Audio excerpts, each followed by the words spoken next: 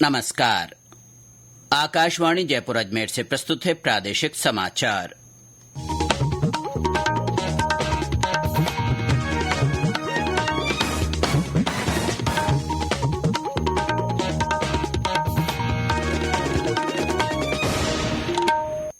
मुख्य समाचार।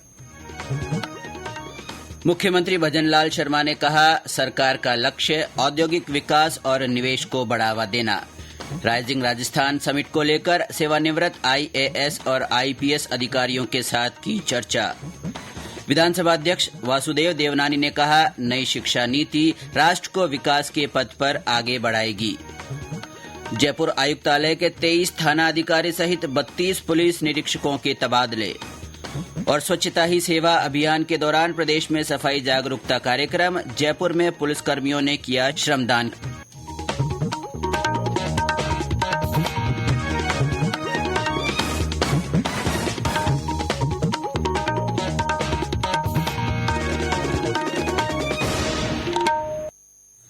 समाचारों के साथ मैं अब्दुल हनीफ और अब समाचार विस्तार से।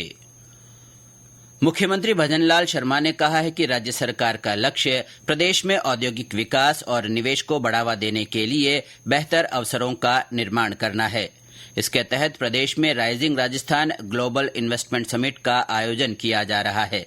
इस समिट के माध्यम से निवेश के साथ ही रोजगार के अवसरों में बढ़ोतरी हो सकेगी और प्रदेश अग्रणी राज्य बनेगा। श्री शर्मा कल मुख्यमंत्री निवास पर समिट को लेकर भारतीय प्रशासनिक सेवा और भारतीय पुलिस सेवा के सेवानिवृत्त अधिकारियों के साथ चर्चा कर रहे थे। उन्होंने कहा कि प्रशासनिक अधिकारियों को सेवाकाल के दौरान लोक सेवक के रूप में विभिन्न क्षेत्रों का अनुभव प्राप्त होता है। इनके अनुभवों के आधार पर प्राप्त महत्वपूर्ण सुझाव प्रदेश में निवेश को बढ़ाने में निर्णायक साबित होंगे। गौरतलब है कि 9 से 11 दिसंबर तक जयपुर में होने वाले इस समिट में देश विदेश के प्रसिद्ध उद्योगपति, औद्योगिक समूह, विभिन्न देशों के व्यापारिक और राजनीतिक प्रतिनिधिमंडल शामिल होंगे। इस समिट की पूर्व गतिविधियों के रूप में अंतर्राष्ट्रीय रोड शो, सम्मेलन, राउंड टेबल्स मीटिंग तथा विभागों के साथ प्री समिट आयोजित की जा रही है।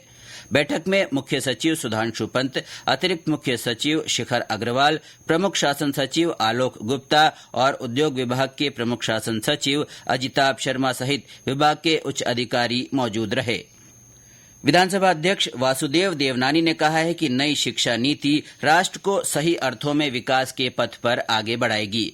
उन्होंने कहा कि नई शिक्षा नीति सच्चे अर्थों में भारतीय जनमानस, नई विद्या पद्धतियों और विपुल भारतीय ज्ञान पद्धति का प्रतिनिधित्व करती है। श्री देवनानी कल अजमेर के महर्षि दयानंद सरस्वती विश्वविद्यालय में राष्ट्रीय शिक्षा नीति के क्रियान्वयन में शिक्षण संस्थाओं की भूमिका विषय पर आयोजित कार्यशाला को संबोधित कर रहे थे।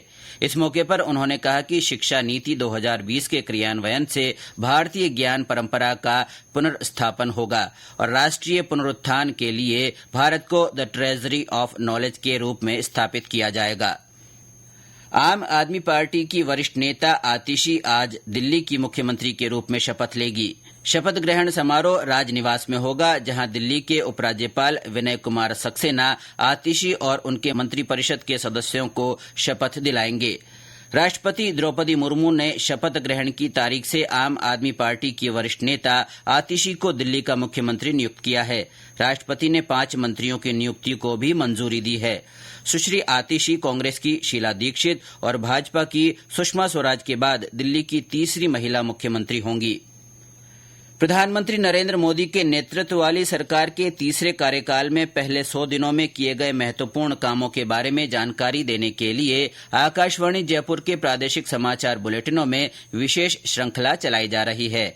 आज हम आपको नए भारत के इंफ्रास्ट्रक्चर खड़ा करने के लिए सरकार द्वारा किए गए प्रयासों के बारे में बता रहे हैं। मोदी सरकार के तीसरे कार्यकाल में सड़क, रेल, बंदरगाह और हवाई यातायात तथा आर्थिक विकास को बढ़ावा देने के लिए 3 लाख करोड़ रुपए के बुनियादी ढांचे संबंधी परियोजनाएं बनाई गई हैं। महाराष्ट्र में वाढवण बंदरगाह की आधारशिला रखी गई है। 76,000 करोड़ रुपए की लागत से बनने वाला यह बंदरगाह सभी मौसमों के लिए अनुकूल होगा और विश्व के शीर्ष 10 बंदरगाहों में शामिल होगा। भारत के सड़क नेटवर्क को को 900 किलोमीटर से अधिक बढ़ाने के लिए 50,600 करोड़ रुपए की लागत वाले 8 राष्ट्रीय हाई स्पीड रोड कॉरिडोर बनाए जाएंगे। शिंकुला सुरंग पर काम शुरू हो गया है। यह दुनिया की सबसे ऊंची सुरंग होगी। इसके बनने से लद्दाख और हिमाचल प्रदेश के बीच साल भर कनेक्टिविटी सुनिश्चित होगी। कई राज्यों में 900 किलोमीटर रेल नेटवर्क के विस्तार के लिए 24,600 करोड़ की 8 नई रेलवे परियोजनाएं शुरू की जाएंगी। न्यूज डेस्क रिपोर्ट के साथ समाचार कक्ष से मैं ज्योति पारीक। ये समाचार आकाशवाणी जयपुर अजमेर से प्रसारित किए जा रहे हैं। राज्य सरकार ने राजधानी जयपुर के आयुक्तालय क्षेत्र में बड़ा बदलाव किया है। यहां 32 पुलिस निरीक्षकों के तबादले किए गए हैं, जिनमें 23 थानाधिकारी शामिल हैं। Jaipur police commissioner Biju George Joseph ने कल देर रात इस संबंध में आदेश जारी किए। आदेश के अनुसार आदर्श नगर, मालवीय नगर, बजाज नगर, जवाहर नगर, शास्त्री नगर, गांधी नगर, जालूपुरा, सुभाष चौक, रामगंज, विधायकपुरी, श्यामनगर, करधनी, भांकरोटा, सांगानेर सदर थाने सहित कई थानों के अधिकारियों को बदला गया है।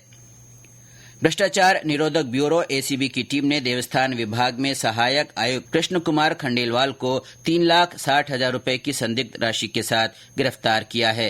एसीबी ने कल भरतपुर के लुधावई टोल प्लाजा पर इस कार्रवाई को अंजाम दिया। ब्यूरो के महानिदेशक डॉ रवि प्रकाश मेहरड़ा ने बताया कि कृष्ण कुमार अपने अधीनस्थ कार्यालयों से अवैध वसूली कर भरतपुर से जयपुर आ रहे थे। इस दौरान टीम ने ये कार्रवाई की। जोधपुर में कपड़ा और स्टील उद्योग से निकलने वाले प्रदूषित पानी को साफ करने के लिए आईआईटी जोधपुर ने शोध किया है। इसके तहत नई प्लाज्मा टेक्नोलॉजी से पानी को दोबारा काम में लिया जा सकेगा। हमारे संवाददाता ने बताया कि रिसर्च फाउंडेशन और जोधपुर आईआईटी के बीच इस संबंध में एमओयू हुआ है। आने वाले 6 महीनों में इस शोध के परिणाम सामने आएंगे।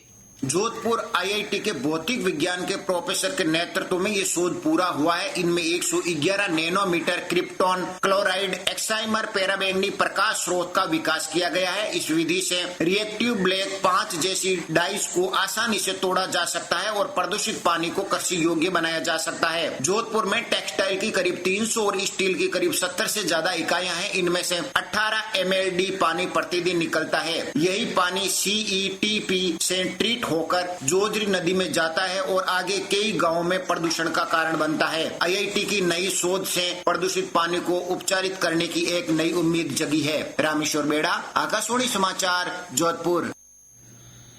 प्रदेश में स्वच्छता ही सेवा अभियान के तहत रोजाना कई गतिविधियां आयोजित हो रही है। इसी कड़ी में राजधानी जयपुर में आज सिंधी कैंप बस स्टैंड से चांदपोल रिजर्व पुलिस लाइन तक पुलिसकर्मियों ने श्रमदान कर लोगों को शहर को साफ सुथरा रखने के लिए प्रेरित किया। नीमका थाना में कल नगर परिषद की ओर से मैराथन दौड़ आयोजित की गई। दौड़ को जिला कलेक्टर शरद मेहरा ने रामलीला मैदान से हरी झंडी दिखाकर रवाना किया। मैराथन में लगभग 3,000 लोगों ने भाग लिया। इस दौरान विधायक सुरेश मोदी ने लोगों को स्वच्छता की शपथ दिलाई। कोटा में अभियान के तहत रेलवे स्टेडियम में कैरम, शतरंज और टेबल टेनिस प्रतियोगिताएं आयोजित की गई। मंडल की ओर से युवा रेल कर्मियों को स्वच्छता के महत्व और स्वस्थ जीवन शैली अपनाने के लिए प्रेरित किया जा रहा है। जम्मू कश्मीर में कल सेना के एक वाहन के गहरी खाई में गिरने से धौलपुर निवासी जवान रामकिशोर बघेल की मृत्यु हो गई। रामकिशोर जिले के राजाखेड़ा इलाके के रहने वाले हैं। पंजाब के पठानकोट इलाके से सेना के मूवमेंट के जरिए जवान जम्मू कश्मीर के मछेड़ी जा रहे थे, तभी कठुआ इलाके में यह हादसा हुआ। हादसे में 7 अन्य जवान जख्मी हुए हैं, जिनका पंजाब में सेना के बेस अस्पताल में उपचार किया जा रहा है। और अंत में मुख्य समाचार एक बार फिर। मुख्यमंत्री भजनलाल शर्मा ने कहा है कि सरकार का लक्ष्य औद्योगिक विकास और निवेश को बढ़ावा देना है। मुख्यमंत्री ने राइजिंग राजस्थान समिट को लेकर सेवानिवृत्त IAS और IPS अधिकारियों के साथ चर्चा की। विधानसभा अध्यक्ष वासुदेव देवनानी ने कहा है कि नई शिक्षा नीति राष्ट्र को विकास के पथ पर आगे बढ़ाएगी। जयपुर आयुक्तालय के 23 थाना अधिकारी सहित 32 पुलिस निरीक्षकों के तबादले किए गए हैं। और स्वच्छता ही सेवा अभियान के दौरान प्रदेश में सफाई जागरूकता कार्यक्रम हो रहे हैं। जयपुर में आज पुलिसकर्मियों ने श्रमदान किया। इसके साथ ही प्रादेशिक समाचार बुलेटिन समाप्त हुआ। नमस्कार।